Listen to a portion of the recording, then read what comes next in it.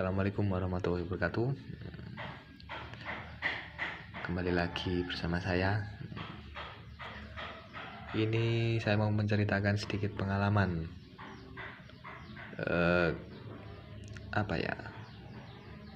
pertolongan pertama saat asam lambung kita naik, cemas kita datang.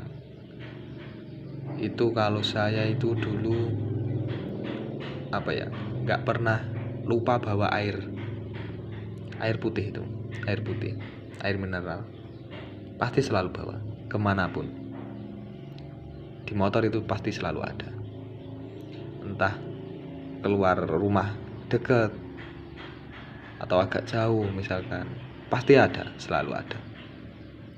Karena bagi penderita asam lambung, kalau asam lambung naik itu caranya itu harus kasih air putih biar netral, biar kita bisa sendawa gitu. Kalau bisa sendawa itu kan pasti udah kendo, udah enakan gitu. Makanya saya kemanapun, dimanapun pasti selalu sedia air putih. Naik motor, di motor pun selalu ada, nggak pernah saya lupa. Kalau dulu itu saya malah sampai bawa roti kemanapun, sama di motor, di jok motor itu air putih sama roti selalu ada. Tapi anehnya ya nggak saya makan, karena di pikiran saya itu kalau lapar sedikit pasti nanti takut kambuh. Jadi saya selalu sedia roti kemanapun. Dulu waktu kerja saya juga begitu, waktu masih kerja, sebelum parah-parahnya itu masih bisa bekerja, kemanapun saya pasti bawa roti dan air minum sendiri. Yaitu untuk antisipasi, karena kalau orang cemas asam lambung naik itu kan cepet lapar gitu, makan sedikit udah kenyang, jadinya kan cepet lapar begitu. Saya dulu itu sampai ibaratnya sudah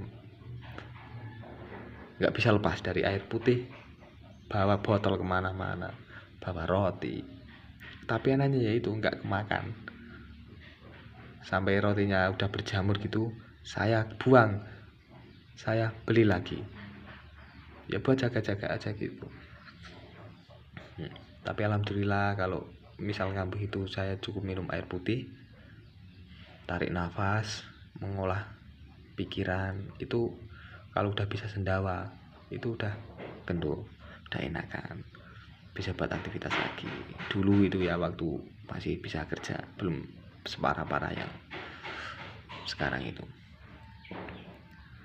gitu. Makanya kalau bisa sementara kalau masih belum enakan perutnya, jangan minum kopi, teh, itu usahakan jangan minum itu dulu.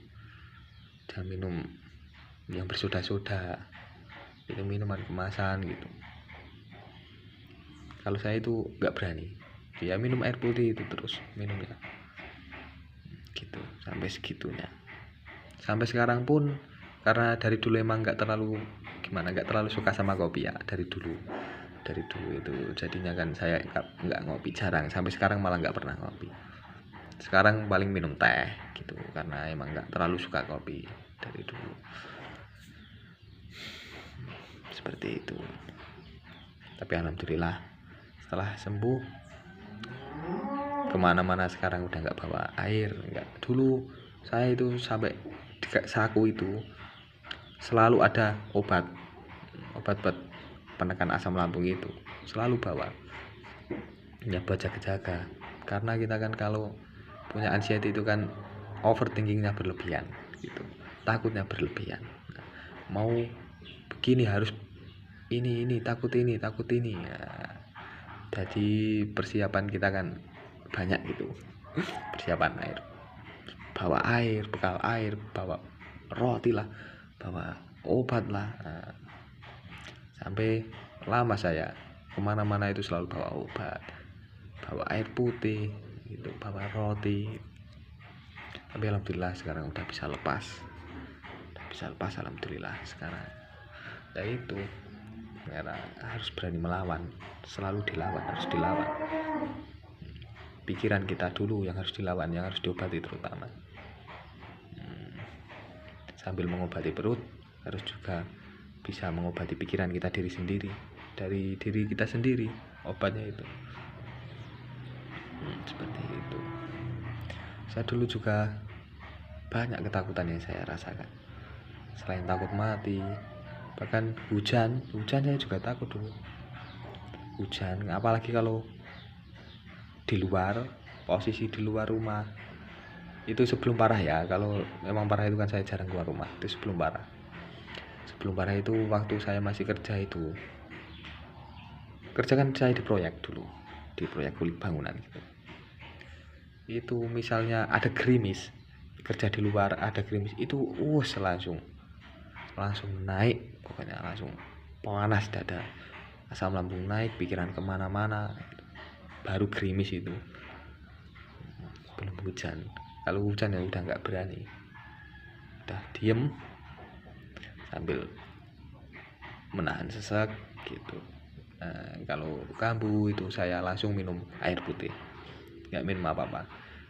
Obat itu kalau saya gunakan itu kalau sudah saya rasa itu saya udah berat banget nafasnya, asam lambung udah banyak banget, itu baru saya kasih obat.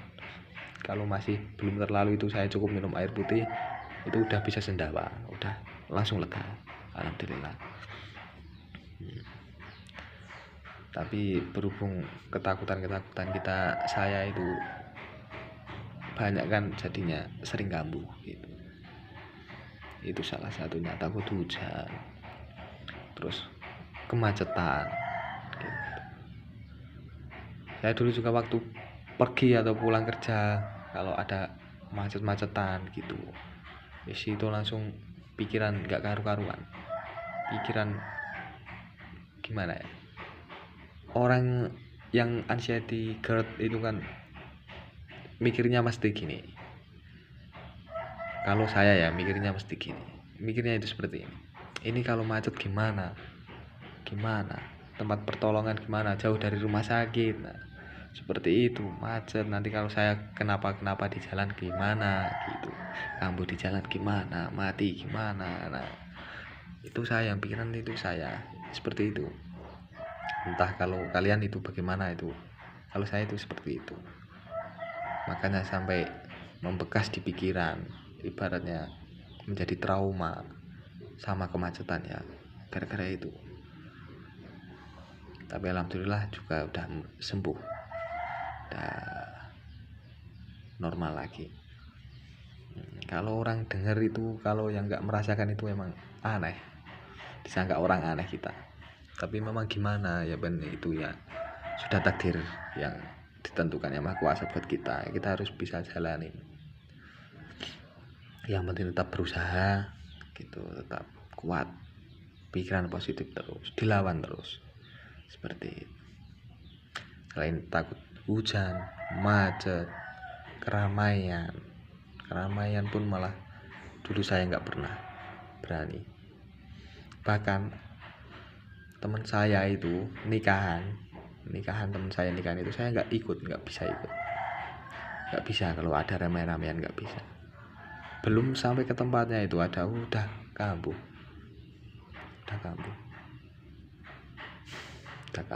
Mau cerita itu orang itu mesti bilangnya lebay segala macam. Tapi memang itu, makanya kalau orang penderita anxiety itu dan GERD itu kan, kalau saya itu ya harus ada orang yang bisa saya jadikan tempat perlindungan, tempat bercerita gitu, seperti itu. Karena kalau cerita ke orang-orang itu nggak akan pada percaya, dikiranya ya aneh. Masa orang takut hujan, takut macet, takut keluar rumah nggak berani, takut keramaian. Nah, padahal itu kan memang nyata adanya. Itu medisnya ya juga ada. Ya anxiety itu kecemasan yang berlebih, pikiran-pikiran yang berlebih, yang negatif seperti itu.